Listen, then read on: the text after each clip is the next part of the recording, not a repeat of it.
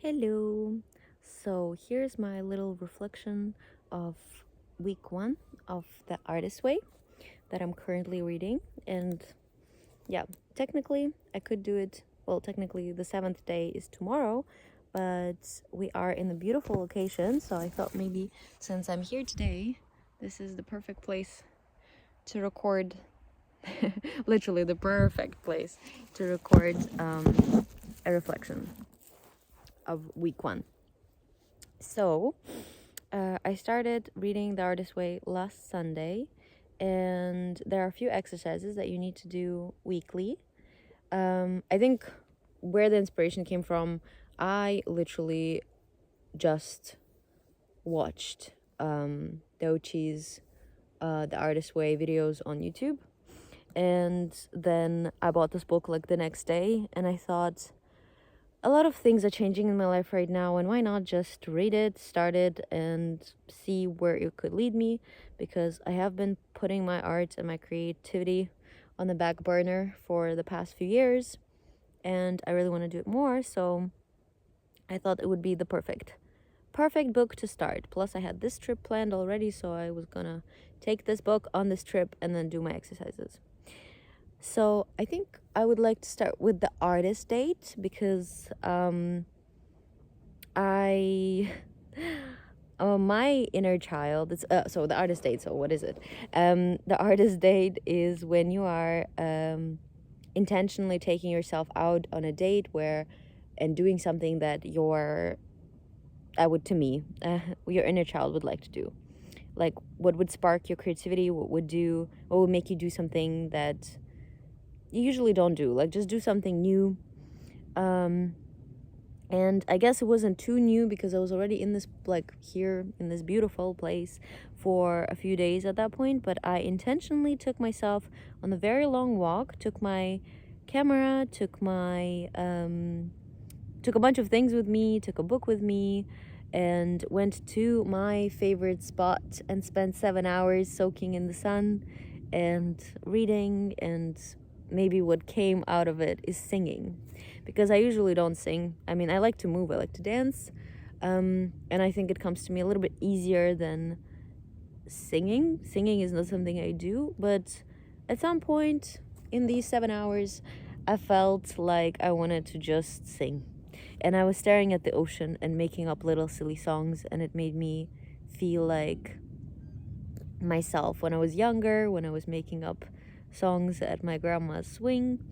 It was super nice. It was like reconnecting again with myself and with my child within. So I love it. Really recommend. Like, honestly, spending so much intentional time by myself was a blessing. So, like, I think it was exactly what I needed. So, yeah.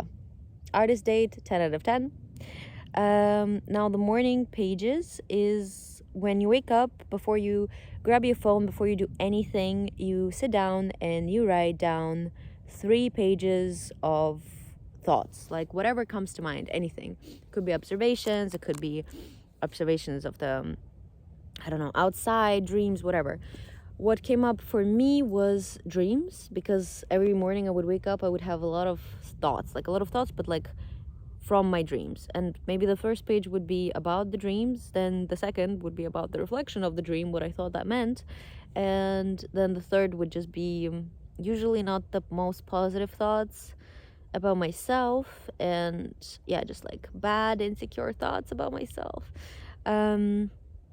And I think now on day 6 I noticed the difference, because the first few pages were so negative, like really really bad negative, and then the next few were a little bit better, and like the very very last one, like the one today, I think was very little about like the dreams, but a lot about gratitude. So it was nice to see the difference. And yeah, but I think, yeah, so like so you're supposed to do it like every morning, and I've done it. Oh, I'm so sorry. I've done it. Okay, yes, wait. My neck hurts a little bit. Okay, we have to put it up a little bit because my neck hurts. Oh.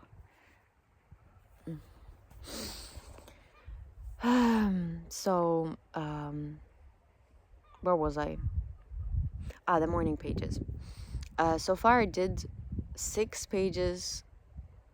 So, yeah. So you're supposed to do it every morning for as long as you can. Literally as long as you possibly can. You continue doing the morning pages. And I have so far done 6 days. And honestly, I hope that this is a practice I can do more and every morning, because it helped me so much with my thoughts of like insecurity, I guess, because I wake up and I'm full of anxiety. Like every morning is full of anxiety, and then when I let that on paper, somehow within a few, maybe like hour or two, I come back to myself and it's nice. I mean, also I have been talking to myself a lot and recording a lot of voice notes to myself, so it's like kind of a form of journaling for me. And so the journaling and talking to myself was helping so much and changed literally my vibe. I feel like my nervous system regulated. So for that, I'm so grateful. And then the last part of what we were supposed to do in the artist way is, I think it's the last part. Let's see, because I have to check, but this is just the only thing that is in my mind right now. So we had to do writing down like positive affirmations about who we are as artists or who we are as people, I guess. And then trying to also write down every time that you write it down what else comes to your mind, like what are the negative voices in your head that are loud and are talking to you. So yes, mine, what I wrote down, very unoriginal. I did take it from Doechii's video because I think it resonated with me, and I really I just wrote down, I am a shameless creator, and the voices in my head were saying that I am stupid and silly and dumb and forever thinking that I was a creator at all, that it's not good to be a creator, and I should be full of shame because airing out bad things or airing out pain is shameful. Now, then we are supposed to go and deep dive and figure out who has said that to us, and kind of confront that belief and change that belief into the positive affirmation of I am a shameless creator. Well, mine definitely comes from my family. I have heard it more times than I would like to admit about how bad it is anyway to talk about certain things, that certain things need to be swept under the rug, that family business is family business, while it doesn't allow me to heal. I heal through speaking, I heal through talking about my personal experience, my feelings towards certain things, without trying to shame them, just expressing how I feel in certain situation. And also because my art often has to do with how I felt as a child, so, and how I remember my life being. So like kind of also like about the pain I endured, I guess, but I'm not trying to call anyone out. It was more for me to process my emotions and to feel understood and to feel for myself validated. So that. The second thing that I wrote down was, I am an expressive being and I am allowed to express myself. And I know this is very, well, actually, no, I'm not going to say any bad comments about it. But the voices in my head said, no.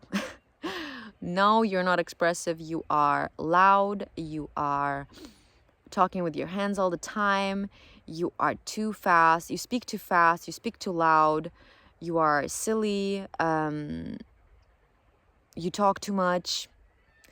And I heard it from, I think mostly from some ex-partners, but also from some of my ex-friends, and a lot in school, that I'm just kind of weird, I think. Like, that I need to be smaller in order to be accepted. And I think I do it a lot, actually, when someone says a comment like this, it works, but I don't want it to work anymore. So I think writing it down and being like, I'm expressive, I am loud, I am fun. I love to talk. Like, this is who I am, and telling myself this and validating it for myself is what I need to do. So like, this is a good affirmation for me. And and then the last one, which I also didn't expect, because that one made me very emotional for some reason, is that and it's not I am, it was I care about other people. What I heard in my head so loud was, no, you are not. You are a selfish person that cares about herself and her experience. And who is my creative monster? Well, many people, I think. And I don't really know how to like wrap this one up without also, again, getting emotional or talking too much about it. But I think hearing that a lot, that I'm selfish, has been hard, because I think it came always after like expressing a boundary and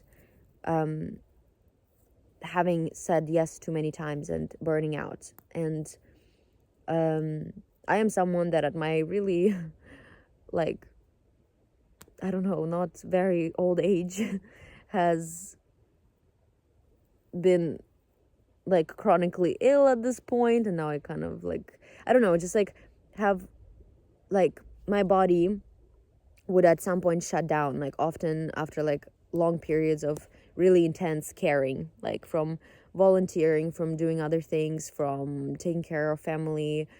I would shut down, like my body would shut down. I would get really sick. And I think hearing that I'm selfish is really difficult, because I have really rarely said no in my life, and when I have, it has been very like guilted so much. So I think my affirmation was, I am a person that cares about others, and I care a lot, but I care about me too. And saying that affirmations to myself, I care about me first.